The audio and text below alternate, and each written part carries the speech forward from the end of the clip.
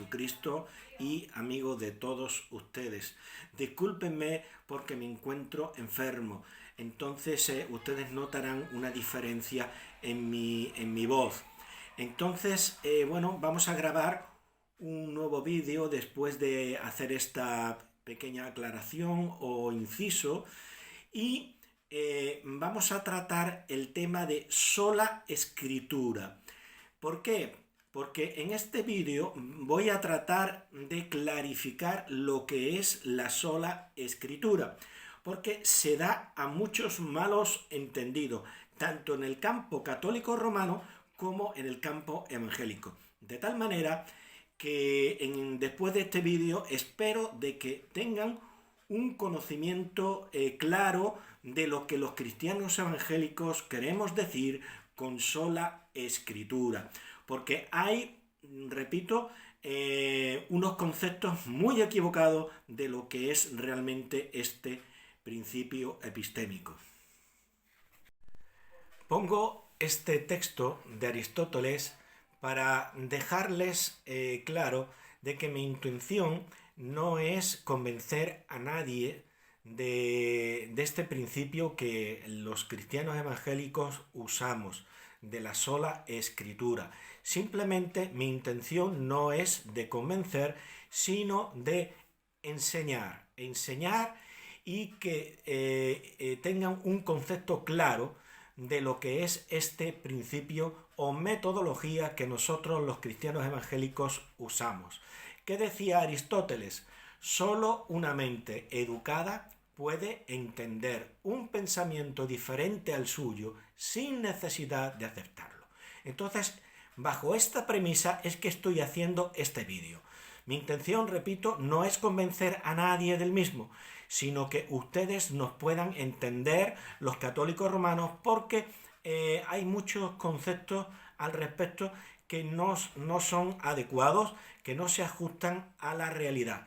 Y entonces es necesario clarificar este punto de la sola escritura.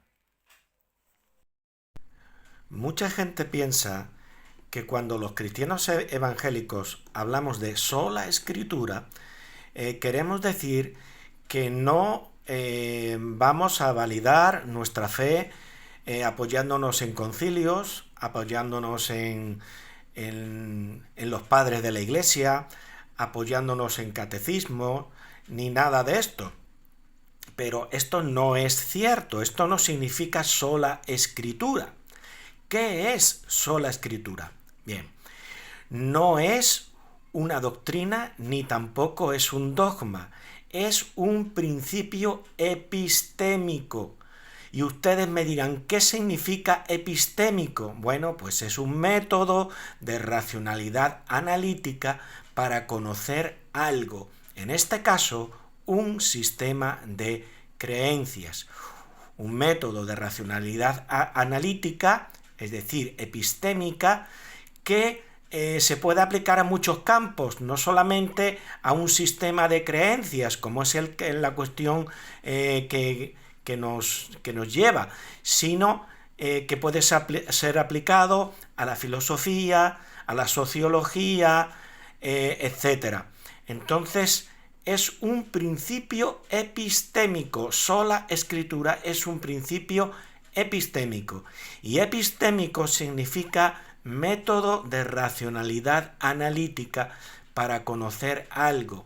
En este caso, un sistema de creencias. Repito, no es una doctrina, no es un dogma, es un principio epistémico. Tenemos que clarificar este concepto porque hay un concepto erróneo de sola escritura. Repito, lo dije antes y lo vuelvo a repetir de nuevo, que solamente de la escritura se puede extraer datos para establecer doctrina y moral. Sin embargo, esto no es sola escritura, esto es otra cosa. Esto es soloísmo bíblico o escritura solitaria, y es contradicho por todos los reformadores del siglo XVI.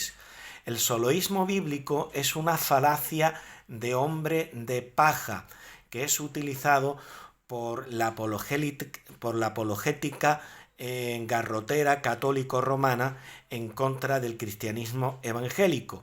El soloísmo bíblico, por lo tanto, no es otra cosa que un espantapájaro, es un hombre de paja que se usa para desprestigiar al cristianismo evangélico, y que es verdad que en algunas denominaciones evangélicas a principios de siglo pues se empezó a extender, es cierto, pero no es digamos la actitud y ni la metodología de los protestantes históricos, ni muchísimo menos, sino que por el contrario, nunca sola escritura significó soloísmo bíblico o escritura solitaria. Y repito, es contradicho por todos los reformadores del siglo XVI. Que esto es así es muy fácil de comprobarlo, puesto que si ustedes leen las obras de Lutero, de Calvino, de Beza, de Zwinglio, de Melanchthon, etc., ustedes verán que está llena de citas de los padres de la Iglesia, de los concilios, etcétera, etcétera, etcétera. ¿Por qué? Pues porque los veían como fuente fiable de autoridad sobre la cual establecer la doctrina cristiana y no exclusivamente de las Escrituras. Entonces, para muestra bastará un botón. Aquí tengo el segundo tomo de la institución de la religión cristiana de Juan Calvino. Entonces, en este tomo, institución de la religión cristiana de Juan Calvino, pues vemos que hay numerosas citas de los padres de la Iglesia. Entonces, por ejemplo, aquí vemos la relación de los concilios que son citados por Juan Calvino en esta obra, y aparecen 25 concilios, tanto los concilios ecuménicos o generales como los concilios locales.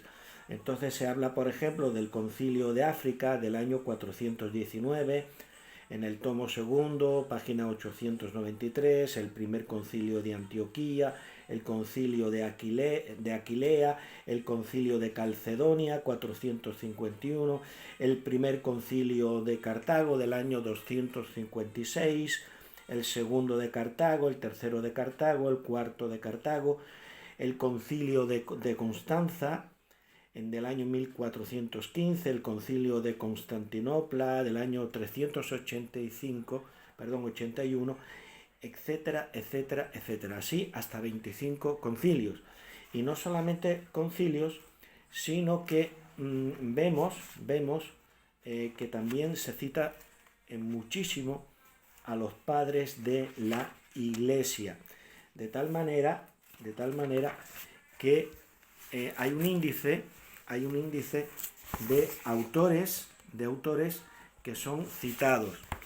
Entonces, por ejemplo, se cita a Agustín de Hipona, y entonces se hace una relación de las cartas que son citadas en el tomo 1 y en el tomo 2.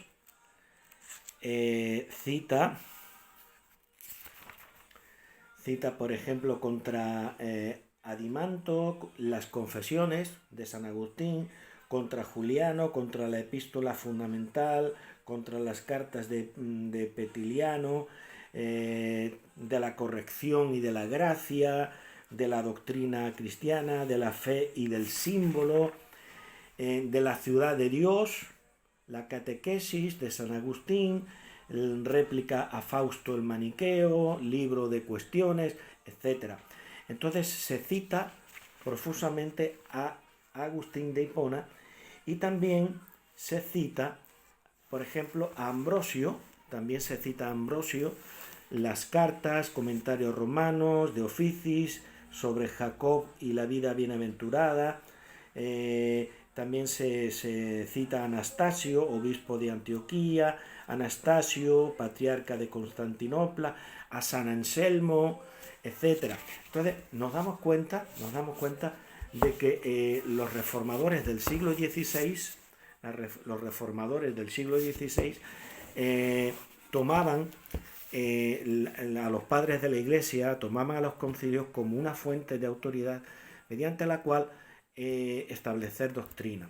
Bien, ¿y cuál es la diferencia entonces entre el cristianismo evangélico, que habla de sola escritura, y la Iglesia católica romana, que también cita a los concilios, a los padres de la Iglesia, etcétera? Pues hay una diferencia y vamos a verla.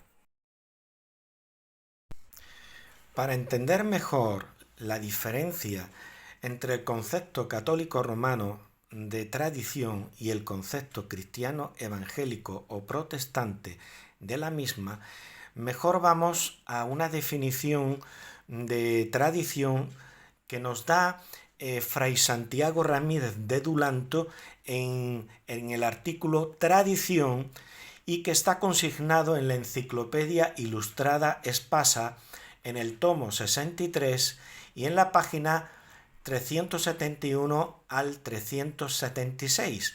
En ese artículo, que va de la página 371 a la 376, encontramos una definición de tradición que dice lo siguiente: la tradición es la divina revelación no consignada en las sagradas letras, sino enseñada de viva voz por Cristo o dictada por el Espíritu Santo a los apóstoles como fundadores de la Iglesia, para que en ella se conserve y perpetúe. Entonces, lo primero que me llama la atención es que la tradición es puesta como fuente de revelación, es la divina revelación no consignada en las sagradas letras, es decir, en las escrituras, mientras que para los cristianos evangélicos la tradición no es fuente de revelación, sino que es fuente de autoridad. Entonces, el concepto que tenemos los cristianos evangélicos y los católicos romanos de la tradición no es exactamente el mismo, ni muchísimo menos. Hay una diferencia considerable, porque para nosotros la tradición es una fuente de autoridad, pero no es una fuente de revelación a la par con la Sagrada Escritura. Tal vez usted pueda pensar: ¿y cómo así?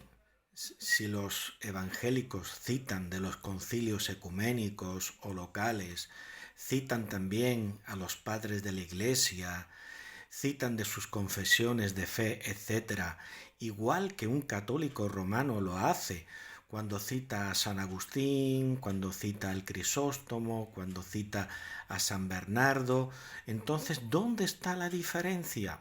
Bien, en este esquema podemos entender cuál es la diferencia. Aquí vemos el esquema católico romano. La tradición y la escritura son fuente de revelación. La tradición está compuesta por concilios ecuménicos, concilios locales, padres de la Iglesia, catecismos, encíclicas, etc.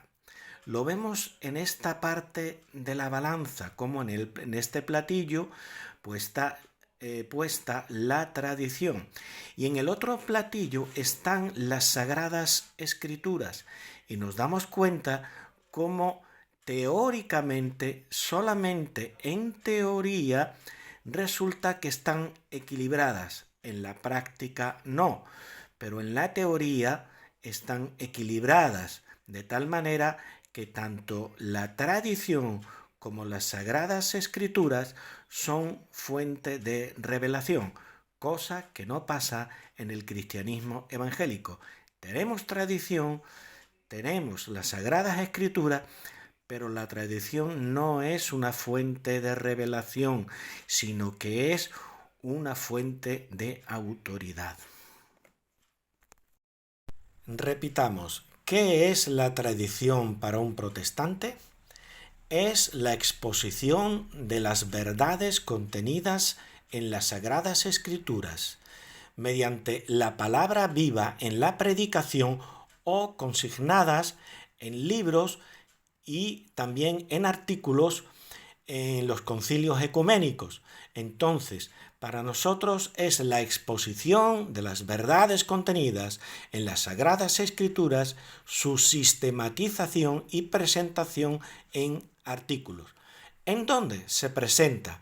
Pues en los concilios ecuménicos o generales, los concilios locales o sínodos, en los padres apostólicos, en los padres prenicenos, en los padres postnicenos, en las confesiones de fe, como por ejemplo la confesión de Augsburgo, como por ejemplo en la confesión de Westminster, en la confesión tetrapolitana, en la confesión belga, en los 39 artículos de fe de la Iglesia anglicana, en catecismos. Entonces, para nosotros todo eso es tradición y es por lo tanto fuente de autoridad, pero no fuente de revelación. Repito, son fuentes de autoridad, no de revelación, y que por lo tanto están supeditadas y derivadas de la Escritura, la cual es sola fuente de revelación. ¿Ya van entendiendo por qué decimos sola Escritura? Bien, en este gráfico podemos ver el esquema evangélico. Recordemos que en el esquema anterior de la balanza veíamos que teóricamente, en teoría, tanto la tradición como las Sagradas Escrituras estaban a la par. Sin embargo, en el esquema evangélico vemos la tradición compuesta por concilios ecuménicos, concilios locales, padres de la Iglesia, catecismos, confesiones de fe, etc. Entonces vemos que en el otro platillo de la balanza dice las Sagradas Escrituras. Vemos que lo que pesa en la balanza son las Sagradas Escrituras. ¿Por qué? Porque la tradición están supeditadas y derivadas a la Biblia y a la Biblia como única fuente de revelación, supeditadas y derivadas a la Biblia y a la única fuente de revelación. Por lo tanto, la tradición, como deriva de la Escritura, tiene autoridad, sí, tiene autoridad, pero no la misma que tienen las Sagradas Escrituras, que es la única fuente de revelación. Entonces, la tradición son fuentes de autoridad, pero no de revelación. Bueno, concluyendo ya este vídeo, quisiera aclarar por qué para los cristianos evangélicos la tradición no es fuente de revelación, sino que es una fuente de autoridad. Tengo en mis manos la obra de George Salmon, La infalibilidad de la Iglesia, que fue escrita en el siglo XIX. Bien, en esta obra se cita, por ejemplo, al Crisóstomo, a San Juan Crisóstomo, patriarca de Constantinopla, y también se cita a Agustín. Y nos damos cuenta de que el principio epistémico de sola escritura se encontraba en los padres de la Iglesia, o sea que esto no es una invención de los reformadores del siglo XVI. De tal manera que el autor de este libro nos da dos citas de estos padres de la Iglesia. Dice lo siguiente: Crisóstomo, por ejemplo, dice: todas las cosas son llanas y simples en las Sagradas Escrituras. Todas las cosas necesarias son evidentes. Los apóstoles y profetas han hecho que todo lo que procede de ellas sea llano y evidente a todos, de manera que cada persona, aun de por sí solo, puede aprender lo que se dice por su mera lectura. Y nos sigue diciendo, de igual manera, dice San Agustín, Dios ha hecho que las escrituras desciendan y bajen hasta las capacidades de los pequeñuelos y de los que maman. Y sigue diciendo, casi nada se extrae de las partes más obscuras de la escritura que no se encuentre declarado bien claramente en otra parte. Entonces, ¿por qué nosotros no admitimos a la tradición como fuente de revelación, sino solamente como fuente de autoridad, una fuente de autoridad? Yo puedo establecer doctrina a través de la tradición, pero siempre tiene que estar supeditada a la Sagrada Escritura, porque la tradición deriva y depende de la Sagrada Escritura, que es la única fuente de revelación. Sola Escritura, porque es la única fuente de revelación.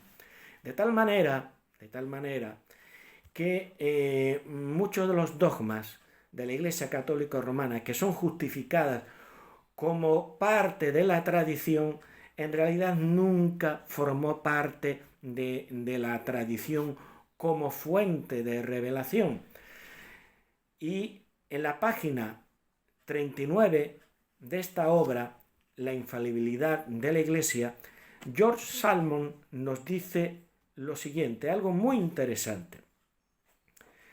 Dice, puede ser que tenga oportunidad más adelante de decir algo sobre ciertos libros que circularon en los Estados Unidos de la América del Norte, pero mencionaré ahora un libro el cual llamó especialmente mi atención. El libro controversial en el cual hace 30 años más se confiaba en este país. Era Keenan's Catechism, Catecismo de Keenan, libro publicado con el imprimatur de los obispos escoceses romanos católicos y recomendado también por prelados irlandeses. Este libro contenía la siguiente pregunta y respuesta. Pregunta: ¿no están obligados los católicos a creer que el Papa es en sí infalible? Vamos a leer la respuesta del catecismo. Respuesta: esta es una invención protestante. Esta es una invención protestante, no es artículo de la fe católica. No es artículo de la fe católica, es una invención protestante. Ninguna decisión de él puede obligar bajo pena de herejía si no es recibida y enseñada por el cuerpo docente. Está hablando del Papa. Ninguna decisión del Papa puede obligar bajo pena de herejía si no es recibida y enseñada por el cuerpo docente, es decir, por los obispos de la Iglesia. O sea, que el Papa no era infalible, sino que todo lo que decía tenía que tener el consentimiento de los obispos de la Iglesia Católica Romana. Entonces se negaba la infalibilidad del Papa. Pero sin embargo, llegó el Concilio Vaticano I, que se celebró en el año 1870. Sigue diciendo George Salmon. Dice, en el año 1869 a 1870 tuve una visita de un clérigo inglés quien por razones de salud residía principalmente en el continente y mezclándose mucho con católicos romanos tomaba un gran interés en la controversia que estaba entonces agitando su iglesia. ¿Declaramos al Papa infalible o no lo declaramos? Esa era la gran controversia que había en aquel entonces. Dice, le mostré la pregunta y respuesta en el Catecismo de Keenan, y éstas le interesaron tanto que compró varios ejemplares del libro para dar a sus amigos en el continente. 2 años después visitó Irlanda otra vez y compró otros ejemplares del Catecismo de Quina. Pero esta pregunta y respuesta habían desaparecido del libro. ¿Por qué? Porque la pregunta decía: ¿están obligados los católicos a creer que el Papa es en sí infalible? Respuesta: esta es una invención protestante, no es artículo de la fe católica. Vaya caramba, parece ser que nosotros los protestantes entendíamos mejor la doctrina de ellos que ellos mismos. Hasta tal punto que, bueno, posiblemente la tradición como fuente de revelación estaba entre los protestantes y no entre los católicos romanos. Entonces, esto es una clara prueba de que la tradición de la Iglesia no puede ser tomada como fuente de revelación, sino simplemente como fuente de autoridad supeditada y derivada de la Sagrada Escritura. Que el Señor les bendiga.